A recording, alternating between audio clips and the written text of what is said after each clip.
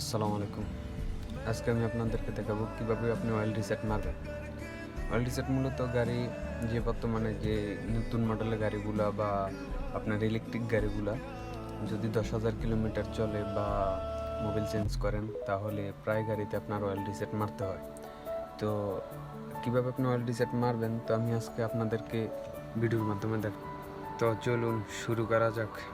প্রথমত যে কাজটা করতে হবে, এটা আরবি ল্যাঙ্গুয়েজ করা আছে, তো আরবি ল্যাঙ্গুয়েজ চেঞ্জ করে ইংলিশ ল্যাঙ্গুয়েজ করতে হবে। তো আমি এখানে ওকে বাটনে ক্লিক করব। ওকে বাটনে ক্লিক করার রাইট সাইডে যে বাটনটা আছে ওটাতেও ক্লিক করব। ক্লিক করার পরে এখন নিচে আসবে, নিচে লেখা আছে আল আরত, পরে ওটাতে ক্লিক করার পরে আবদাদুল আরত ওটাতে ক্লিক করবো। এরপরে আসতেছে আলফাত। এরপরে দেখেন এখানে এই যে ইংলিশ উপরে এটাতে ক্লিক করে ধরে রাখবো 100% হলে পরে আপনার ল্যাঙ্গুয়েজ সেটিং চেঞ্জ হবে।